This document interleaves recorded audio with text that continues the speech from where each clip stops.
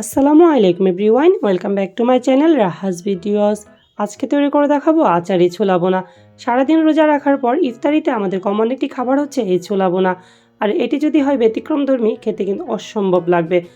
নিজেদের রেগুলার ইফতারিতে কিংবা অতিথি আপ্যায়নে এই রেসিপিটি আপনারা এইভাবে ট্রাই করতে পারেন। এটি তৈরি করা যেরকম সহজ, খেতে কিন্তু অসম্ভব মজাদার হয়ে থাকে। আশা করছি আমার আজকে এই ভিডিওটি আপনাদের খুব কাজে আসবে। চলুন দেখে না যাক কীভাবে এটি তৈরি করতে হয়। এর জন্য একটি মিক্সিং বলে নিয়ে নিয়েছি 1 কাপ পরিমাণ ছোলা। ছোলাগুলোকে আমি সারা রাত ভিজিয়ে রেখে দিয়েছিলাম, তারপর সেদ্ধ করে ভালো করে ধুয়ে পরিষ্কার করে নিয়েছি। এবার চলে যাচ্ছি মূল রান্নায়। আচারি ছোলা বোনা তৈরি করার জন্য চুলায় একটি ফ্রাই প্যান বসিয়ে দিয়েছি। এর মধ্যে দিয়ে দিচ্ছি 1/3 কাপ পরিমাণ খাঁটি সরিষার তেল। অবশ্যই আচারি ছোলা বোনাটা আপনারা সরিষার তেল দিয়ে রান্না করবেন। তেলটা যখন সামান্য গরম হয়ে গেছে দিয়ে দিচ্ছি 4টা আস্ত শুকনা মরিচ, দিয়ে দিচ্ছি 1 চা চামচ পরিমাণ পাঁচফোড়ন। এবার মশলাগুলোকে সামান্য ফোড়ন দিয়ে নিচ্ছি, এতে করে পাঁচফোড়ন থেকে সুন্দর একটা অ্যারোমা ছড়াবে। দিয়ে দিচ্ছি 1 কাপ পেঁয়াজ কুচি। এবার পেঁয়াজগুলোকে হালকা ব্রাউন কালার করে ভেজে নিচ্ছি। পেঁয়াজগুলো যখন হালকা ব্রাউন কালার হয়ে এসেছে দিয়ে দিচ্ছি সামান্য পানি। আমি যেহেতু গুঁড়া মশলাগুলো অ্যাড করব, যেন মশলাগুলো পুড়ে না যায়, সামান্য নেড়ে চেড়ে নিচ্ছি। দিয়ে দিচ্ছি গুঁড়া মশলা, দিয়ে দিচ্ছি 1/2 চা চামচ পরিমাণ হলুদের গুঁড়া, 1 টেবিল চামচ পরিমাণ মরিচের গুঁড়া, স্বাদ মতো লবণ, 1/2 চা চামচ পরিমাণ করে ধনিয়ার গুঁড়া, জিরার গুঁড়া। এই ছোলা বোনা তৈরিতে আমরা কোনো ধরনের গরম মশলা ব্যবহার করব না। যেহেতু আমরা আচারি ছোলা বোনাটা তৈরি করছি, গরম মশলাটা ব্যবহার করলে আচারি ফ্লেভারটা নষ্ট হয়ে যায়, খেতে তেমন একটা ভালো লাগে না। দিয়ে দিচ্ছি 1/2 চা চামচ করে আদা রসুন বাটা। এবার মশলাগুলোকে সামান্য বনে নেব।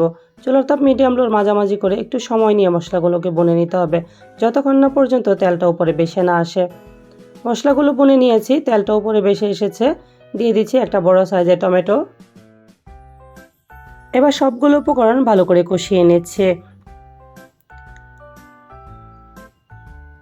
টমেটো যখন কষানো হয়ে গেছে, টমেটোটা অনেকটা সফট হয়ে এসেছে, দিয়ে দিচ্ছি আগে থেকে সেদ্ধ করে রাখা ছোলা।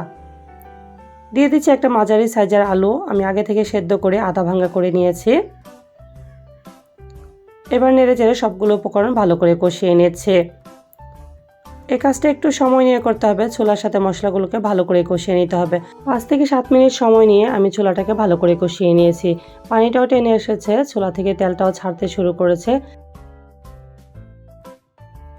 এই পর্যায়ে অ্যাড করে দিচ্ছি 1/2 কাপ পরিমাণ পানি। আবারও নেড়েচেড়ে ভালো করে মিশিয়ে দিচ্ছি, আর পানিটা টেনে আসা পর্যন্ত ছোলাটাকে রান্না করে নিচ্ছি। এরই মাঝে আমার ছোলাটা রান্না হয়ে গেছে, পানিটা অনেকটা টেনে এসেছে। দিয়ে দিচ্ছি 4-5টা কাঁচামরিচ কুচি। ঝালটা আপনারা কে কীরকম খেতে পছন্দ করেন আপনাদের টেস্ট অনুযায়ী কম বেশি অ্যাড করবেন। দিয়ে দিচ্ছি 1 চা চামচ পরিমাণ পাঁচফোড়নের গুঁড়া।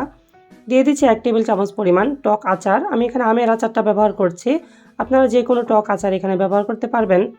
আচারি ছোলা বোনার ফ্লেভারটা পাওয়ার জন্য আপনাদেরকে টক আচার ব্যবহার করতে হবে, মিষ্টি আচার এখানে ব্যবহার করা যাবে না, তাহলে কিন্তু ছোলা বোনাটা খেতে ভালো লাগবে না।